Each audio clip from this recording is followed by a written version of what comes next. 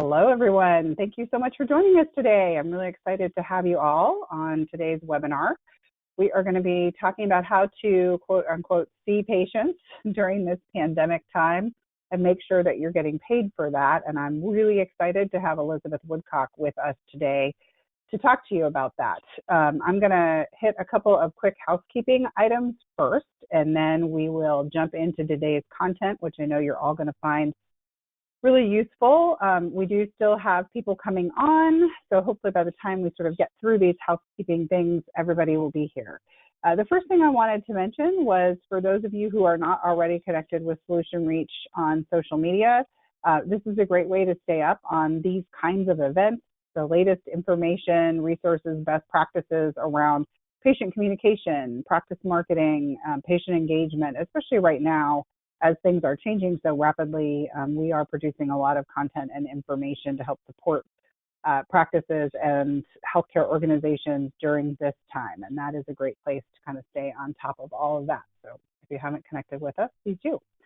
Also, I do really want to encourage everyone to ask questions as we are going along today. And you can do that by clicking on the arrow next to questions that opens that bar. And you can put your questions in. So this is the place to put if you're having, any questions or issues kind of behind the scenes, technical questions or issues, let us know. We'll try to help you there, but also any questions you have for Elizabeth. So we will have time at the end to answer questions. A couple of common things that come up. One is regarding audio. If you're having choppy audio or any issues with your audio, I would suggest going to the audio option on your toolbar. Click on the little arrow and open it up. Change from computer to phone audio. Often the computer audio is more choppy if you don't have the bandwidth, and the phone audio can be better, so you can dial in. Also, if you're having any issues downloading the handouts today, we will be also sending those out to you. So you'll get those via email as well. Which brings me to the next one, which is the slides and the recording. So you will get an email later with a link back to the recording and a copy of the slides, as well as, like I said, the handouts. So you'll have that to share with other employees or colleagues or whoever you want. I am just quickly want to gather a little bit of information from those of you who are with us today about kind of where you are in your telehealth journey before we kick off. So I'm going to push out a couple quick polls. And the first one is just about whether or not you are already currently conducting telehealth visits of any kind. So I'm going to give everyone just a couple of minutes here to let us know about that. We did conduct a survey actually of our own customers asking about that. And about 50 to 60% were currently conducting visits, and 90% of those were people who had started since February. So, we are seeing a pretty big shift here. Okay, let's see. I'm just going to give you a couple more seconds here. It looks like the voting has slowed down, so I'm going to go ahead and close that. So it looks like almost 80%. I'm going to share that out so everyone can see it. It looks like almost 80% are using something, which brings me to my next question, actually, which is what types of visits? So I'm going to launch that. So I know, some people already had something in place for two-way video. Some people have managed to implement something like FaceTime even to be able to do that. But I've talked to a lot of practices that are largely doing everything over the phone or some combination of phone, portal, and text. Obviously the ideal scenario is you're able to do a little bit of everything to meet the needs of all your patients, but it's really challenging right now. So this just gives us a sense of kind of where everybody is. All right. Looks like voting is still moving along at a bit of a pace. We'll just give you guys a few more seconds. Wow, it looks like, okay, so I'm going to push this out. It looks like almost 50 or about 50% are doing a little bit of everything, which is awesome. That's very exciting to hear. Okay. And some people are just doing some kind of two-way video or just doing phone. That's great. That's very exciting. Okay. So I'm going to hide that.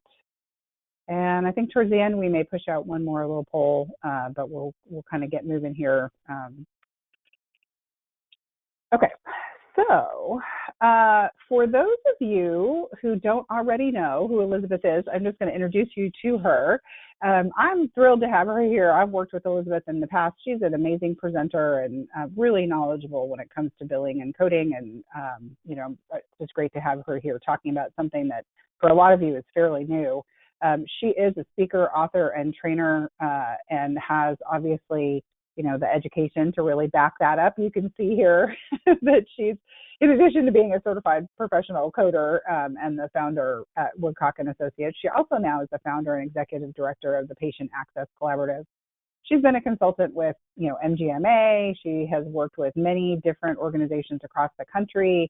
She has her MBA from the Wharton School and is currently getting her PhD at the Bloomberg School of Public Health. I just cannot say enough about what a great presenter she is and how knowledgeable she is on the topics about which she speaks. And if you have not seen her before, you're kind of in for a treat. I would also recommend certainly checking out some of the other work that she's done.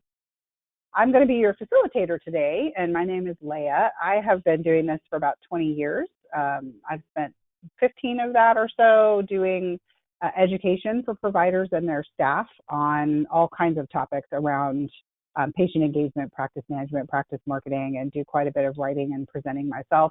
But I also did 5 years as the person responsible for patient engagement, marketing, communications for a 20-physician integrated health group that really had just about every service under the sun. So I do have some experience being in your shoes, and hopefully, if needed, can provide some additional insights as well. So I'm going to go ahead and hand this over to Elizabeth, and then we will come back at the end, like I said, for questions. So if you are having questions, please throw them in there, and we'll make sure we get back to them. I am going to shift this over now. So Elizabeth, you should be getting that little pop up there, and then you'll be able to show your screen and pull up your slides.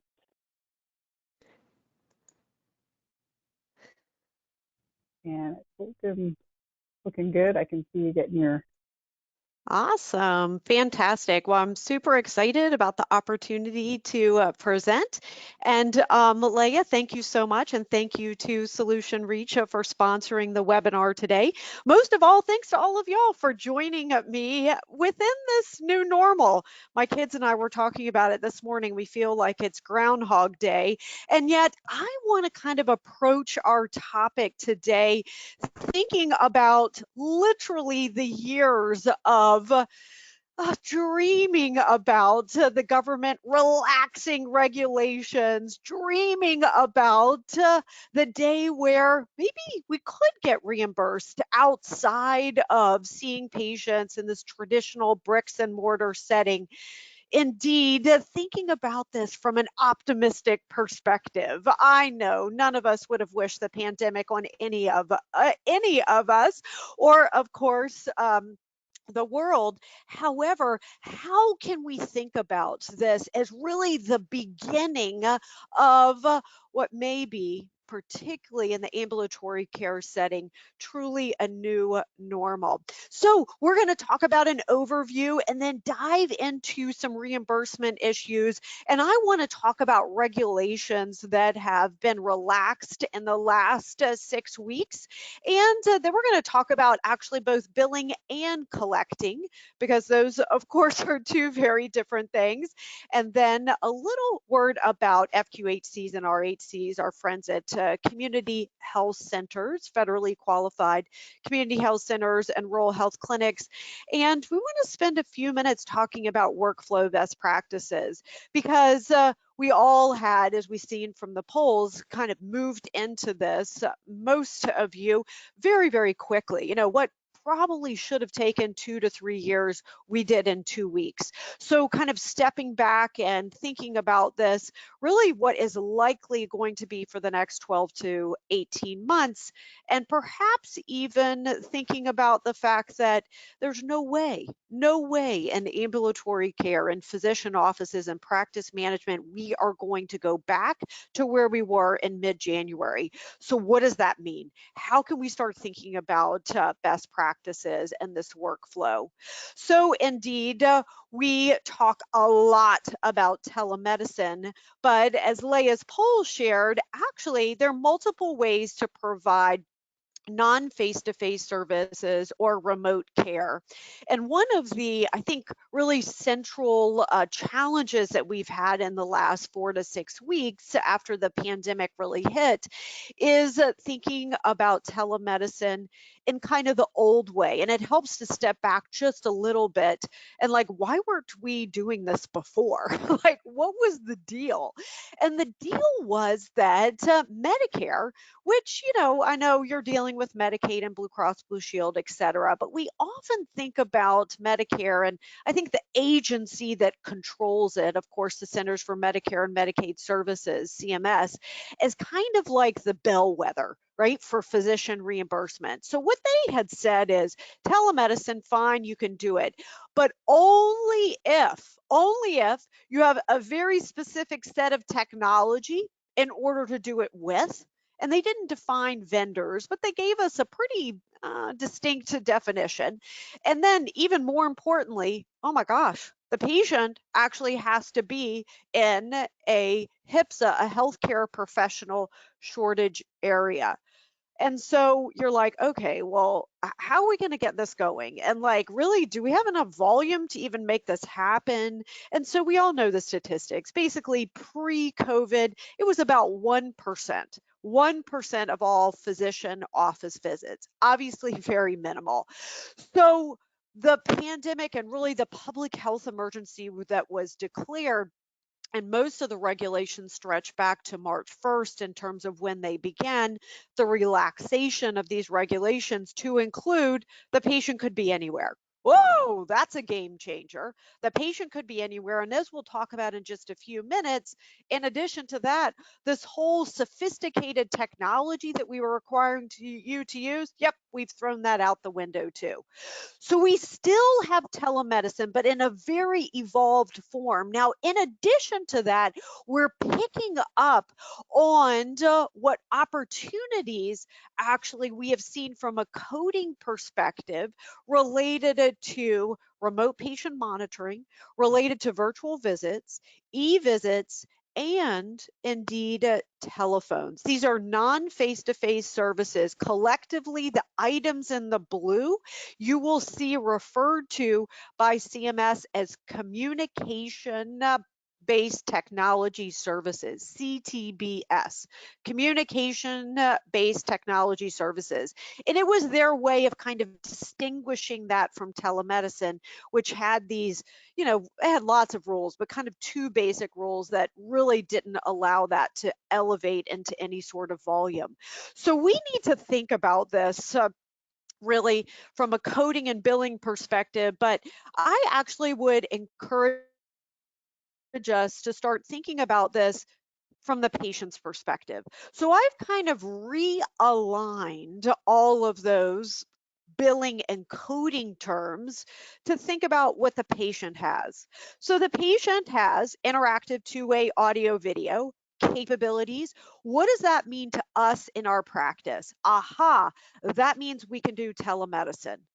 So again, let's think about reimbursement based on what the patient has, what their communication technique is, and let the reimbursement fall into line instead of vice versa.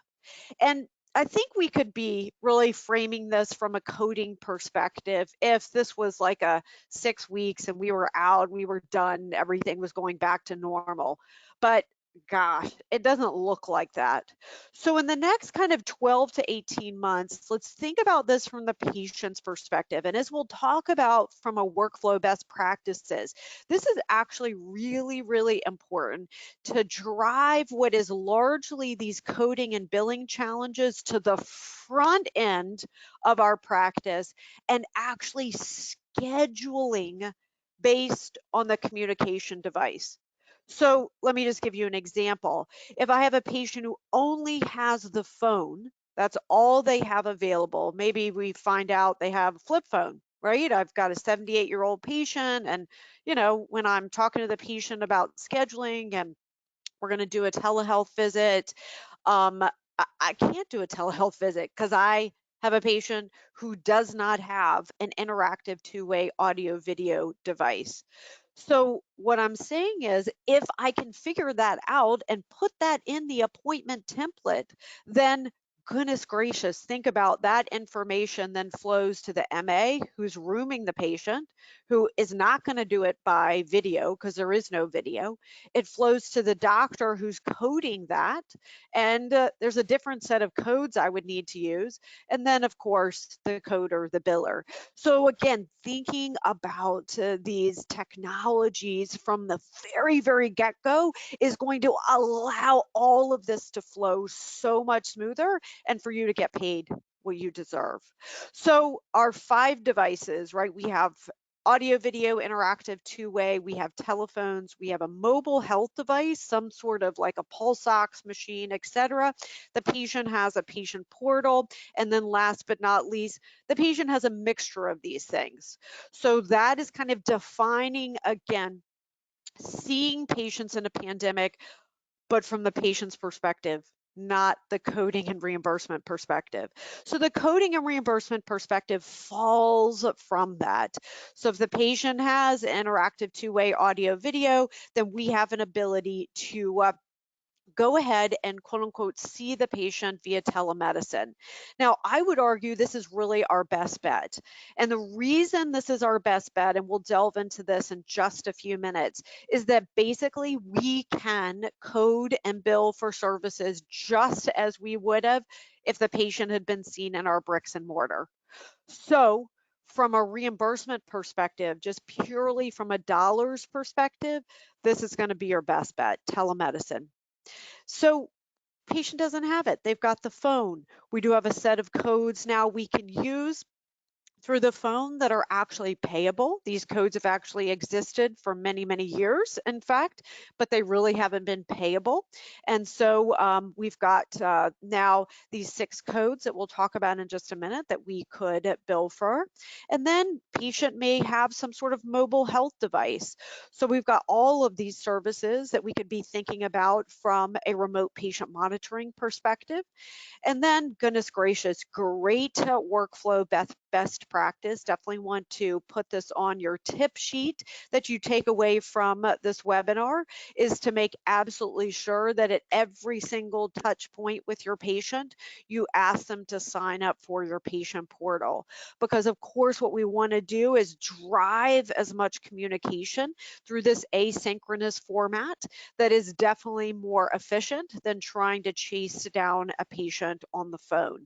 So the patient portal, I think, becomes even more important. We've got to let it go all of the horrors of our memories from meaningful use when we had to get all of these portals up and running. And now think about, okay, in this new normal, this is a great communication channel for us to use. And we need to make sure that our team members, when they're scheduling patients, are really pushing the portal and making sure that we have our patients enrolled.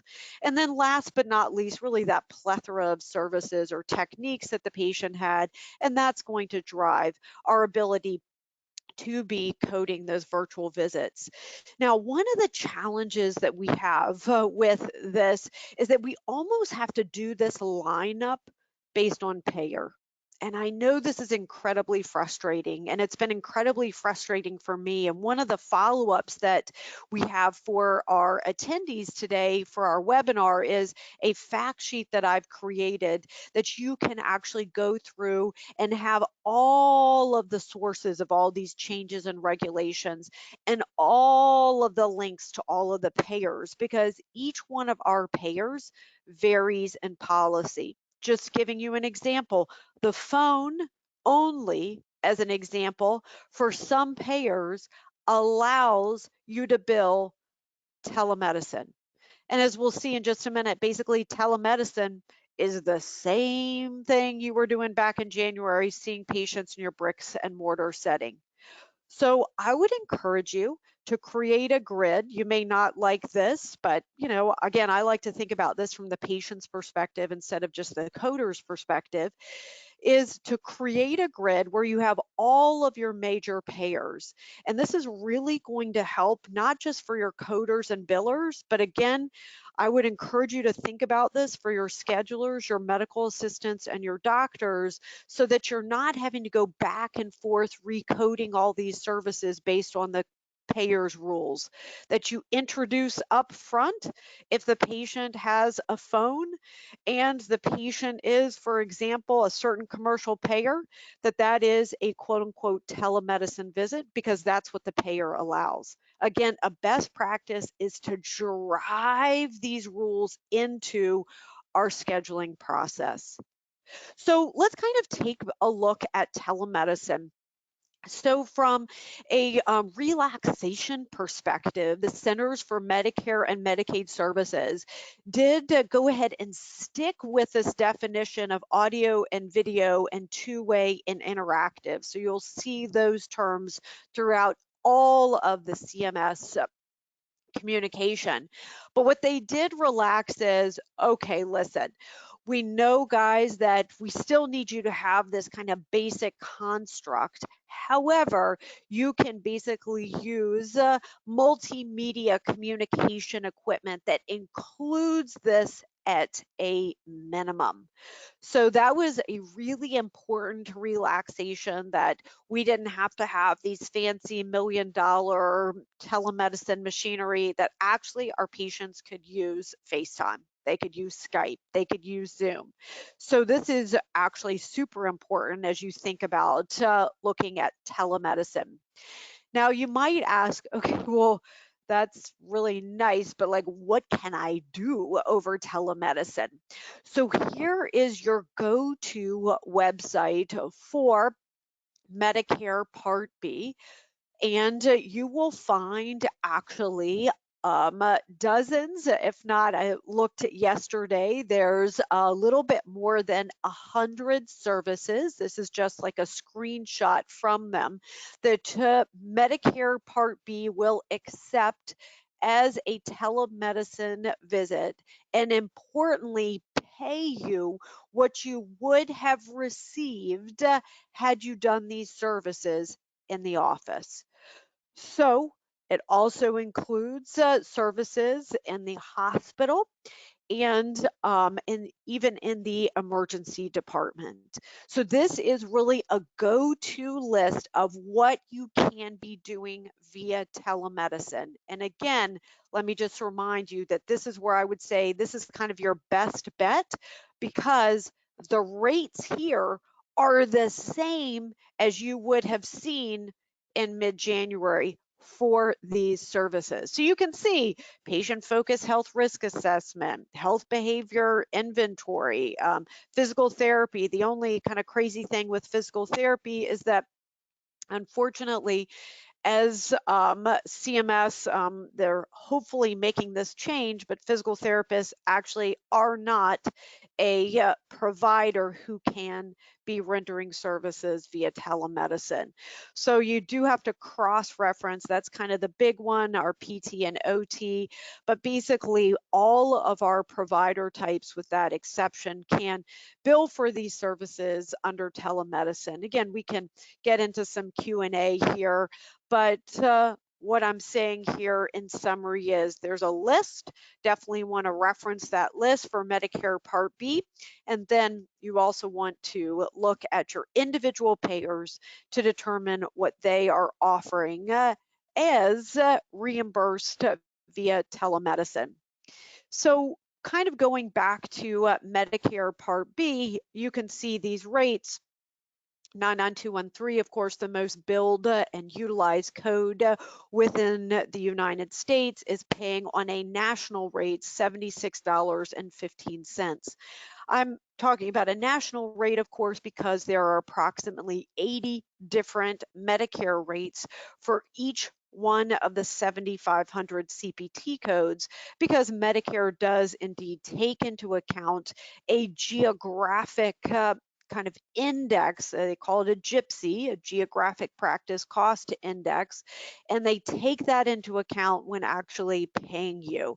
So this is a national rate, but kind of think about this plus or minus $5. The important news here is that these are the same rates that you were getting paid in your office pre-COVID-19.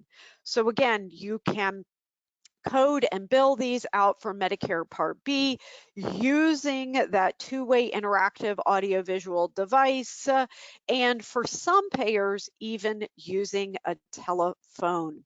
Now, speaking of telephone, interestingly enough, just about a week and a half ago, Medicare CMS, excuse me, did come out and said, listen, we know a lot of patients just have the phone. And so for Medicare Part B, we are going to go ahead and recognize the CPT codes as payable codes. Again, recognize because these codes have been around forever and a day. It's not that they're new, but they just have never been paid.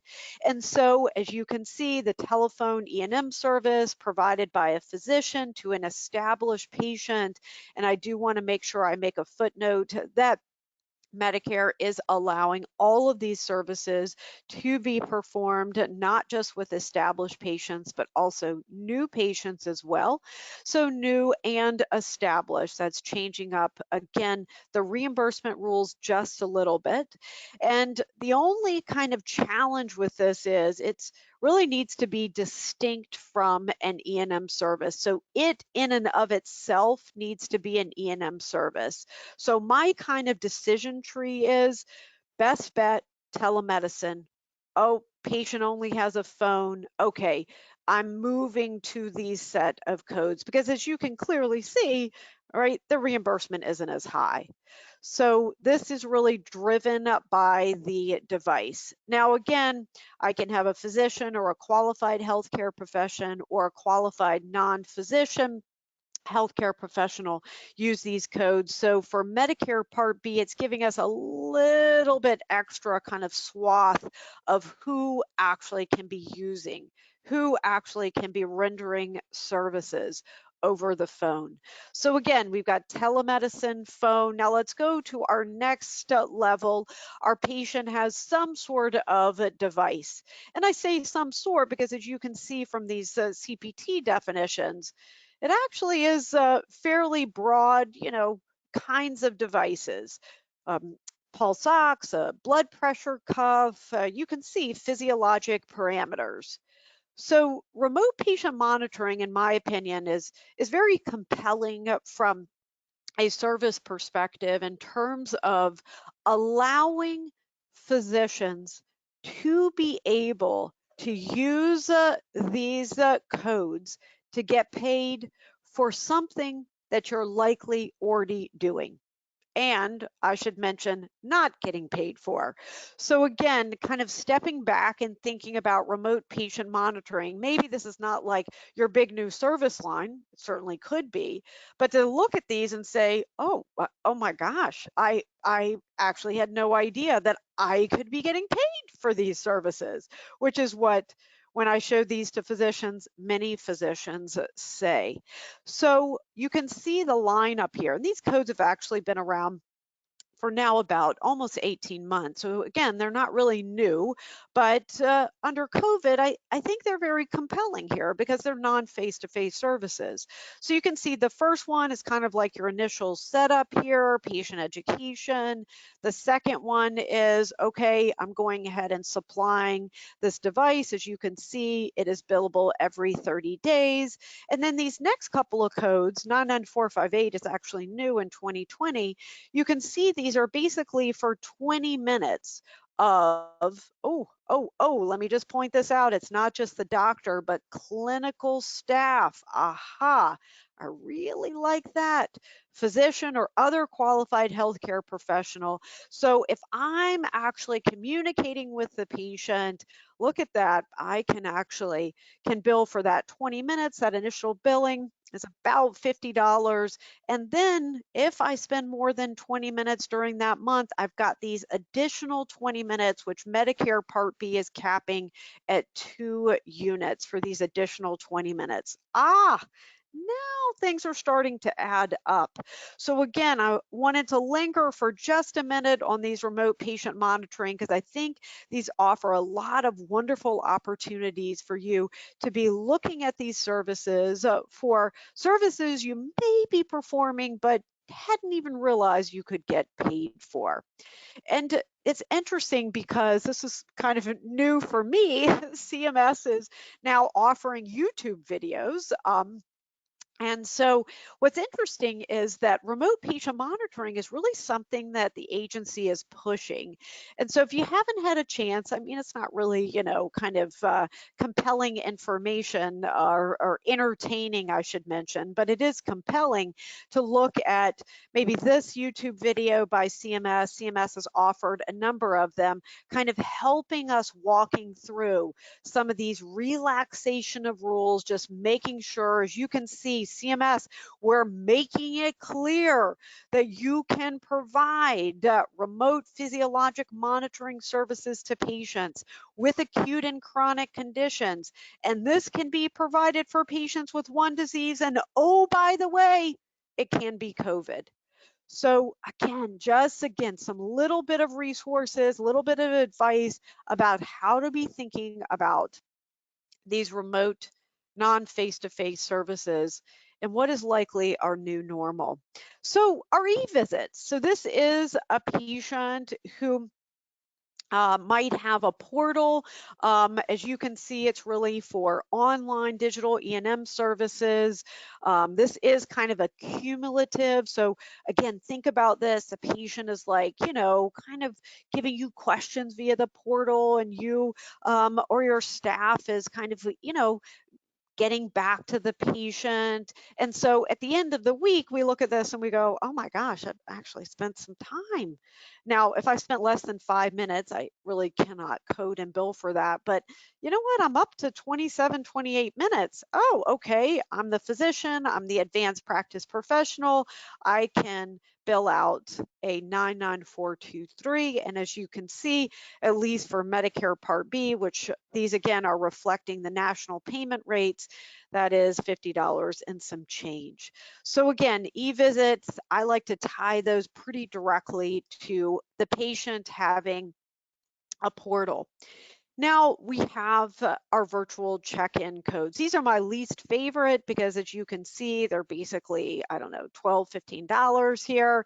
But we've had our G2012 and our G2010 for a while now, and under COVID, they may represent some opportunities because this really is kind of that check-in.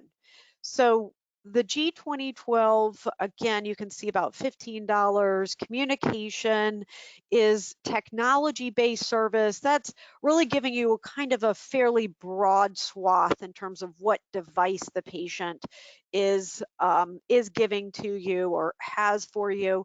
But it is that check-in. And so if that is, oh gosh, patient, you really need to have a telemedicine visit this afternoon, or, we need to quote unquote see you, maybe in the office if you've gone back or considering going back to office-based services. Again, a best practice there, especially if you're in primary care, seeing patients with COVID-related symptoms, is to kind of bifurcate your in-person clinics to hot clinics. That is what I would refer to as your COVID-19 related clinics, and your non-hot clinics, your non-COVID related clinics. But this, virtual check-in, if you do that and it leads to a visit, you can't bill for that, but otherwise that G2012 might be applicable in your situation, whether it's on a phone, on FaceTime or portal, etc. Again, this is the set of codes that kind of allows you a little bit more broad swath of technology devices. So that gives you a good sense. And again, I was trying to look at this from the patient's perspective about what type of non-face-to-face or remote care options you have, knowing that each payer is doing this a little bit differently. So ideally, you build out that grid and consider my recommendation, again, extracted really from folks like you who are doing this well, to really think about this at the scheduling phase, so that we're scheduling with what device the patient has and letting our coding and reimbursement fall out from that. So, what can we do? We talked about the device and the fact that we didn't have to have this kind of technologically fancy telemedicine component, that we actually can have a patient use a phone. Interestingly enough, as you can see from the URL, this is Congress actually stepping in and saying, okay, it's okay for doctors to be able to see patients via a telephone, but they do have to have an audio and video capability, at least for Medicare, to be able to use for two-way real-time interactive communication. Now, of course, we were all terrified about HIPAA, and so very quickly, Health and Human Services stepped in and said, for this public health emergency, HIPAA basically goes out the door. Now, as you think about the next 12 to 18 months in your journey with non-face-to-face care and really kind of rethinking about how you're delivering services, I'm going to suggest that you not just throw this out completely, but that your staff is still checking, for example, confirming the patient's name, date of birth, and perhaps one additional variable, or at least making sure you're, confirming that the right patient is on the line. However, technically, as you can see, and again, you'd want to talk to your attorney about this if you have any questions, HIPAA privacy regulations have, in essence, been thrown out the window, at least for the time of the public health emergency. And I was talking to a physician about this morning. Many of our payers have kind of given dates about when they're stopping reimbursement for telemedicine. I would encourage you to put that on your tracking sheet, your grid that you can build. However, please know that there is no end date from a federal government perspective for the public health emergency, at least as of the moment that we are in today. So we do know that basically your physicians can be rendering care from anywhere. This is important because we do know that there was a web of regulations related to licensure in terms of physicians' location, and they're performing telemedicine services. So again, much like HIPAA, this has basically been thrown out the window. I should mention, because there's a little bit of confusion about this, that CMS was requiring for about a week or so you to enroll physicians in their home locations, but they quickly realized that that was unsustainable and changed their mind. So if you do have that in your background or a little bit confusing, that definitely was in the Ethernet. It was part of the regulations, but again, after about a week of sitting on that, CMS did change its mind. Now, I should mention that licensure, even though we've seen these relaxations at the federal level, licensure is controlled by each state. And so my go-to website for this is the Federation of State Medical Boards. And you'll see right on their homepage, they actually have updates for all 50 states as well as US territories in terms of licensure. So if you, I'd certainly encourage you to go to this website, just to double check, particularly if your physicians are working out of their homes and they are located across state borders. So again, just a nice double check for you, that Federation of State Medical Boards. Now, we do know that telemedicine was not allowed for patients, at least at the Medicare Part B, who had no relationships. So our communication-based technology services, you really couldn't see new patients on a non-face-to-face setting. Again, thrown out the window. So we do know that CMS has said over and over again in communications that you can see not only established but also new patients. To the best of my knowledge, all payers have adopted this. You may find something different as you build out your grid, but again, to the best of my knowledge, we are able to see new patients as well as existing through any of these remote non-face-to-face services that I have described. But again, it pays to double check your private payers. Now, I think one of the big things that we've seen question marks about relates to the consent.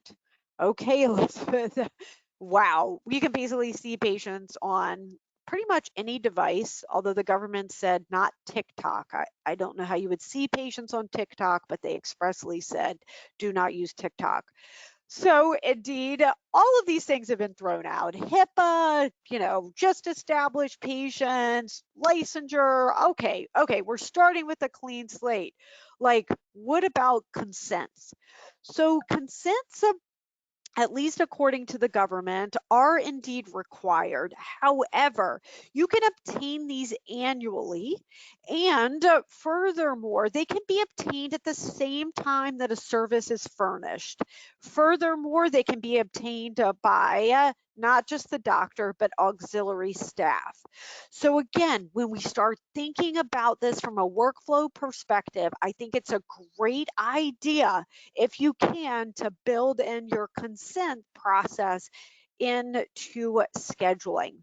If you don't feel comfortable about that, confident about that, or if your legal advisor is indicating something different, then consider perhaps building that into the MA or the nurse rooming process so that we do not have to tie up the physician's precious time by dealing with consents. Of course, this is a great opportunity for you to be thinking about not pen and paper, but how we can have the patient's virtual signature. But please also note that for the federal government, simply documenting the patient's verbal consent is adequate under this public health emergency. So let's talk for a few minutes about billing. So for billing, there was a lot of confusion from a federal perspective about payment. Soon after the pandemic began, CMS did start releasing regulations about payment for telehealth services, and those release of communications indicated that they would be paying for services, but they would be at the facility payment rate. So, of course, a lot of physicians and administrators called CMS and participated on their almost daily web calls saying, hey, listen, oh my goodness, we can't get paid at the facility rate because it is much lower than our professional services rate. And you can see I've just given you the example of a level 5 established patient visit. And I mean, it's $35. That's a lot of money when you're thinking about seeing patients 15, 20, 25, 30, 35 a day. It's going to start to add up very quickly. So soon after that, CMS actually said, oh, this whole modifier and place of service that we've been telling you to use, we've actually got to throw that out the window. And the reason we have to throw that out the window is because that is what is triggering the lower facility rate.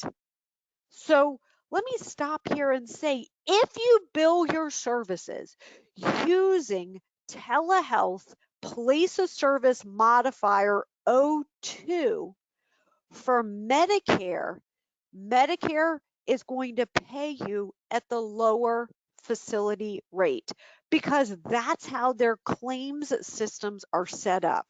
So that's what created this whole chaos for about 2 weeks. We were like, oh my gosh, if we use this modifier you've been telling us to use, we're going to get paid at this lower rate. Oh my gosh, we've got to throw that out, and we've got to report the place of service code that would have been reported had the service been furnished in person. Why? Because that's what CMS tells us to do. Because CMS, to their credit, and I don't say this very often, wants you as physicians to get paid appropriately, and appropriately is at that higher rate. So our place of service 11, if that is what you normally use as a physician's office, and of course that contrasts to an outpatient hospital clinic, which would be using 19 or 22. And of course, those automatically get paid at the facility rate because that's how you get paid. So if you are a place of service 11, a physician's office, then big takeaway here from this webinar is please, please, please, for Medicare Part B, use place of service 11. And the way you know to get paid at a telehealth, or to get to signal to Medicare that you're rendering the service as a telehealth, is not by your place of service code, but rather by modifier 95.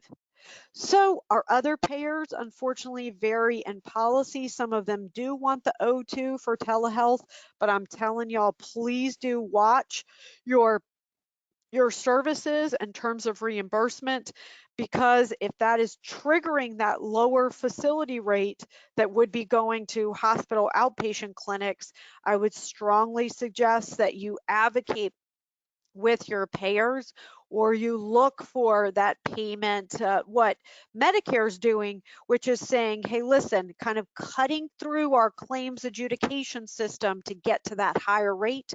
The way you do it, doctors, is by billing place of service 11 and modifier 95. So let's talk about collections payments, because we know that's different than billing. We do know that the not just CMS, but the Office of the Inspector General doesn't like you going around waiving copayments, waiving coinsurance, waiving deductibles. Why? Why do we even have deductibles, coinsurance, all these cost sharing? Well, of course, the reason we have them is because from an economics perspective, we're trying to control utilization. If we got rid of all patient cost sharing, we'd all be flooded with patients trying to get in to be seen. So we have this kind of aha, like, oh, goodness gracious, we actually cannot waive cost sharing. So what's interesting is that under the public health emergency, the Office of the Inspector General, as well as you can see from the upper quote, CMS has said, yeah, you can do it. You can waive cost sharing. But folks, this is important to know. They're giving us the flexibility to do it, but they're not paying you at the full allowable. So they're saying, oh, right, if you want to, you don't have to charge the patient. But goodness gracious, y'all, by the way, we're only going to get 80% of the allowable. It's up to you as to whether you want to charge the rest of it to your patients. So again, I want to make sure I emphasize we have the flexibility to waive cost share, but it doesn't mean that Medicare is going to pay you 100% of the allowable. There is an exception, however, and that exception started on March 18th. Because of the Families First Coronavirus Response Act, Medicare Part B is allowing you to put a CS, and C stands for catastrophe, CS modifier on claim lines in which, as you can see, there is a COVID-19 test that is rendered or ordered. And for these circumstances, if you put the CS modifier on those CPT codes, on those claim lines, we at Medicare will pay you 100% of the allowable. The other interesting thing is the government came out and said, by the way, This isn't just Medicare. This this law that was passed really relates to all payers. So all of you, Blue Cross Blue Shield, Aetna, etc., anytime there is a COVID related test or you have a test ordered, we're expecting you to waive the patient's cost share. Now, they're not requiring this modifier CS. That's really just for Medicare Part B. And other payers are varying slightly in their policy. Like I know some payers are only doing it for tests while others are doing it when a test is ordered. So again, this is one of those areas where as you're really building up your intelligence about this, creating your grid, you may need to look at this. But I did want to emphasize for Medicare, if you render a test or you order a test, please add the CS modifier to your claim lines because it will trigger that 100% of the allowable. You want to make sure you add it before the 95 because the 95 is like basically an information only modifier, while the CS is indeed a payment modifier. So we do know that our friends and FQHCs and RHCs did have a pretty exciting announcement that came out on April 17th, and I will make sure to refer you to Memorandum SE, that's as Southeast SE 20016. This was published on April 17th. It was too much to put here. It's a multi-page. It walks through what is actually a fairly complex approach because it goes pre-July 1st to after July 1st, 2020, in terms of what you are to do at a community health center. So I'd encourage you to take a look at that. Now, let's go ahead and just walk through. I've given you a little bit of workflow, and then I'll turn it back over to Leah. We'll have some time as well for questions. So what are these best practices? Talking to physician practices across the country, definitely a best practice is to role play.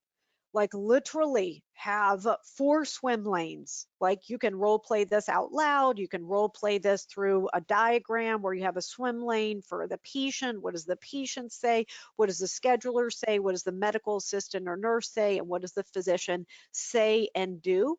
And of course, as you're role playing this, you want to introduce things like the patient who says, yeah, I don't want to do a telehealth visit. Why do I have to do a telehealth visit? I want to come in and see you. Or vice versa. I don't want to come into your office. Why aren't you offering me a telehealth visit? So all of the role playing, I think, is important and very, very, very critical is to arm your frontline team members, those who pick up the phone, those who are scheduling patients with scripts so that they can really, really have the ability to respond back to patients in a consistent manner. Any digital capture, this is our chance, right? I don't want you to be bringing into patients this whole notion of the front office. Y'all, I think we will never, ever, ever go back to that clipboard receptionist front office approach. We got to rethink the workflow and really understand how we can start capturing signatures, insurance cards, etc. I just did it myself as a patient. It was beautiful. I took a picture with my computer because I have a video, right, of the back and front of my insurance card, uploaded it, boom, loved it. And I think this is important to recognize that our patients are getting used to this. So again, going back to that, line at the front office, I'm not sure that's in the cards. So let's start thinking out of the box now. A virtual rooming process, I love this. Have your medical assistant or nurse. Many practices are doing this in conjunction with the physician so that we can make sure all of those kind of, well, I can't really see you, Miss Jones, right? I don't want the doctors. I don't want our precious asset, our advanced practice providers, to be spending the first 5 or 6 minutes teaching the patient how to use the video camera, the webcam on their computer. So we really want to, again, as we kind of think about that role playing, how, who's going to have that responsibility? And I love the virtual rooming process because we, in essence, kind of eliminate no-shows for the doctor. If I can make sure I room the patient before the doctor gets on to the video camera, to the telemedicine, I've eliminated any problems with my non-arrival rate. And then, as we've talked about, that visit type on the schedule, can't emphasize that enough. That's a really key area to be able to do instead of doing it on the back end from a coding and billing perspective. It's really going to allow you, I think, to have a much better reimbursement opportunity.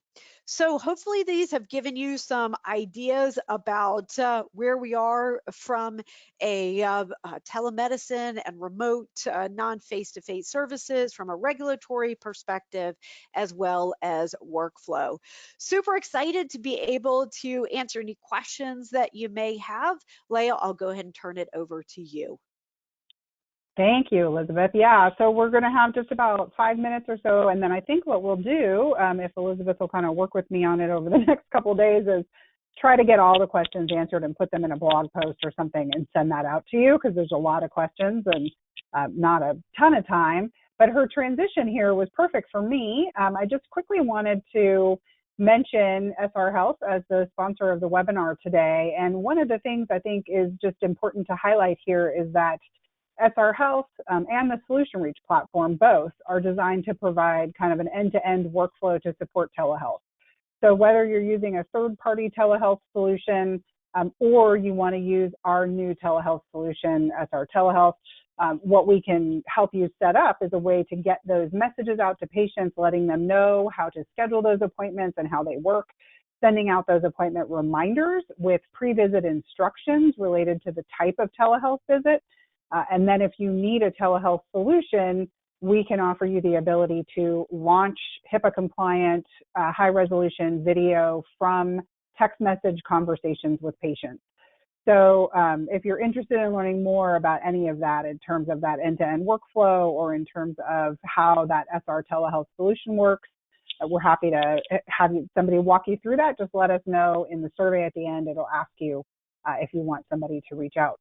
Also, really quickly, there are some people who are on here who, I'm just going to go to this really quick, who came to us through Paycom, and there is a Paycom CEU available today, and we will get you those certificates. If you can just put in the question or the chat that you would like a Paycom CEU certificate. I don't think it's in the, we should have added it to the survey, and I didn't, so I apologize for that. So throw it in the questions before you leave if you want that Paycom CEU certificate. And then if you, again, are interested in talking to someone about SR Health and telehealth, you can also email us. There are some promotions going on, obviously, right now to help support people making this transition in terms of, you know, making it more affordable and easier to get up and get running very quickly. So we'll work with you on that. Okay, so let's answer a couple of quick questions, and then Elizabeth, you and I can work on maybe sending something out to everybody later, since there's a lot of kind of detailed questions here, and I don't know that we have time to really get into the weeds. A big one that people have been throwing in here is just wanting to clarify, those telephone visits are not paid at the same rate as video or as an in-person visit would have been paid, right? That is correct for Medicare Part B. And so because, of course, we have no single payer system in the US, that reimbursement policy does vary by payer. So a number of our payers are paying for really, quote unquote, the full rate, what I think of as like the office-based E&M codes by telephone, but not Medicare Part B. Leah? Okay. Great, thank you. And that was another thing that's come up a lot, is people asking, well, are my commercial payers paying the same rates for all of these various services at Medicare? And I think you've kind of said you really need to check with your commercial payers because it just varies so much from payer to payer, right? That is correct. And Leah, just as make sure to mention to our attendees, in addition to the URL provided on the slides, I've put together for our attendees a fact sheet that includes links to all of these regulatory issues, but also all of the major payers and their COVID-related reimbursement policies. So even though that's going to take a few minutes to put together the grid, hopefully that will save you a bunch of time by having kind of the hot links to each one of those major payers policies. Leah?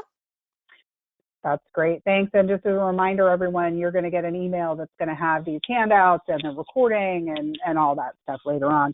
The other thing that lots of people are asking about, Elizabeth, is when we're talking about remote monitoring, is there somewhere to kind of find out what types of devices might be included in that? You know, people are asking, well, does that include blood glucose monitors? Does that include CPAP machines? Does that include, you know, any kind of device they may be using for patients? How do they know what might be included there?